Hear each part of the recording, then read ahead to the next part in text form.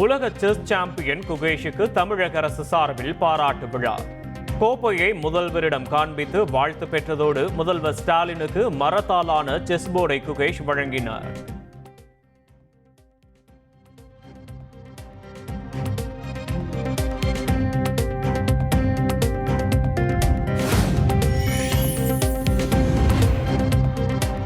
உலக chess champion குகேஷுக்கு ரூபாய் 5 கோடி காசோலையை வழங்கினார் முதலமைச்சர் ஸ்டாலின்.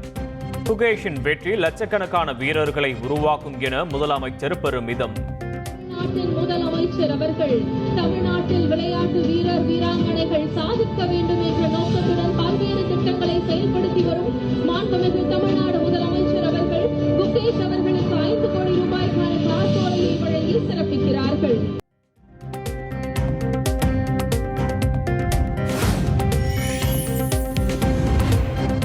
தமிழகத்தில் ஹோம் ஆஃப் செஸ் என்ற புதிய விளையாட்டு அகாடமி உருவாக்கப்படும்.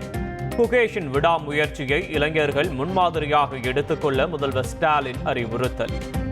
இந்த சிறப்பு அகாடமி உருவாக்கப்படும் என்பதை மகிழ்ச்சியோடு நான் தெரிவித்துக் கொள்கிறேன். கொரட்டூர்ல பிறந்த குகேஷ் இன்று உலகம் போற்று சதுரங்க வீரராக வளர்ந்து வரலாறு உங்களுக்கு வழிகாட்டும்.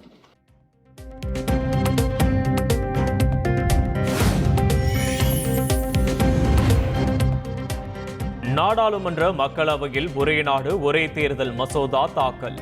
எதிர்க்கட்சிகளின் கடும் எதிர்ப்பையும் மீறி மத்திய சட்டத்துறை அமைச்சர் அர்ஜுன் ராம் மேக்வால் தாக்கல் செய்தார்.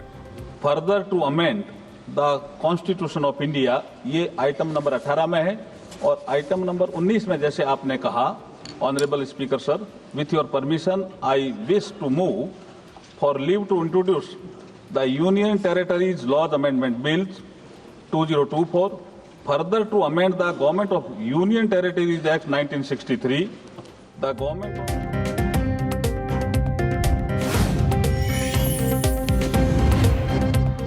ஒரே நாடு ஒரே தேர்தல் மசோதா நாடாளுமன்ற கூட்டுக்குழுவுக்கு அனுப்பி வைப்பு. நாடாளுமன்றத்தில் நடைபெற்ற வாக்கெடுப்பில் ஆதரவாக வாக்கு கிடைத்ததால் நடவடிக்கை.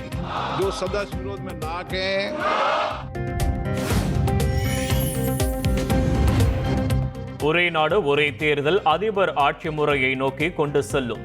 முக்கிய விஷயங்களில் மக்களின் கவனத்தை திசை திருப்ப பாஜக அரசு முயற்சி எனவும் திமுக நாடாளுமன்ற குழு தலைவர் கனிமொழி பேட்டி. கவர்மெண்ட்டுக்கு தான் வழிவகுக்கும். இது அடுத்த கட்டம் அங்குதான் போய் நிற்கும். இது அதனால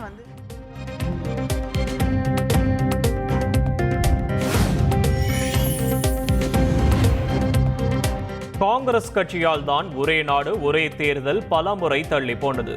ஒரே நாடு ஒரே தேர்தல் திட்டத்தை சில அரசியல் தலைவர்கள் தவறாக புரிந்து கொண்டுள்ளதாக அண்ணாமலை விமர்சனம்.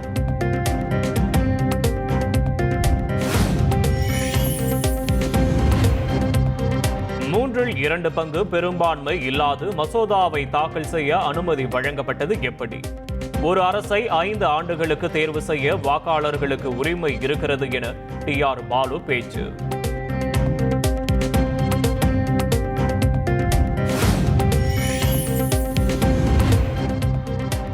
ஒத்திவைக்கப்பட்ட திமுக தலைமை செயற்குழு கூட்டம் வரும் 22ஆம் தேதி நடைபெறும். கட்சியின் பொதுச் செயலாளர் துரைமுருகன் அறிவிப்பு.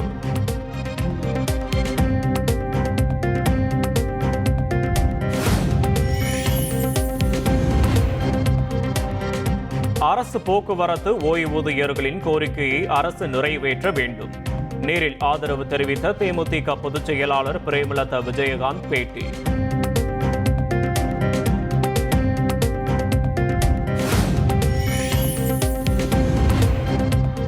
அவதூறு வழக்குகளில் சிறப்பு நீதிமன்றம் விதித்த 6 மாதம் சிறை தண்டனையை எதிர்த்து ஹெச். ராஜா மேல்முறையீடு. சென்னை உயர்நீதிமன்றத்தில் மனு தாக்கல் செய்தார்.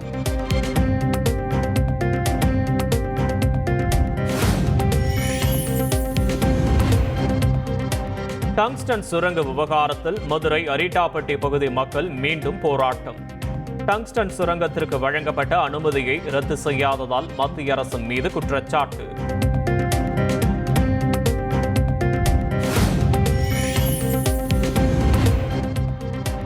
கள்ளக்குறிச்சி விசச்சாராய வழக்கு தொடர்பான தமிழக அரசின் மேல்முறையீட்டு மனு தள்ளுபடி.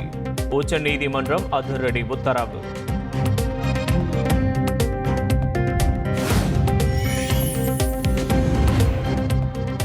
தேனியில் கஞ்சா வைத்திருந்த வழக்கில் நீதிமன்றத்தில் ஆஜராகாமல் இருந்த யூடியூபர் சவுக்கு சங்கர் கைது. நீதிமன்றத்தால் பிடிவாரண்ட் பிறப்பிக்கப்பட்ட நிலையில் போலீசார் அதிரடி.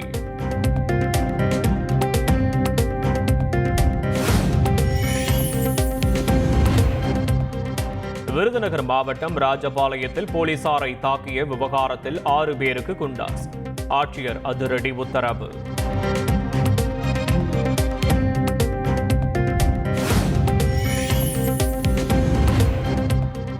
சென்னை, செங்கல்பட்டு, திருவள்ளூர், காஞ்சிபுரத்தில் புதன்கிழமை மிக கனமழை பெய்யக்கூடும். சென்னை வானிலை ஆய்வு மையம் தகவல்.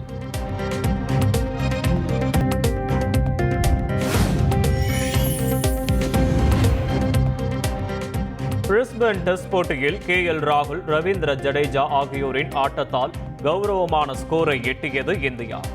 4ஆம் நாள் ஆட்ட நேர முடிவில் 9 விக்கெட்டுகள் இழப்புக்கு 252 ரன்கள் சேர்ப்பு. செய்திகளை உடனுக்குடன் தெரிந்து கொள்ள உடனே சப்ஸ்கிரைப் பண்ணுங்க.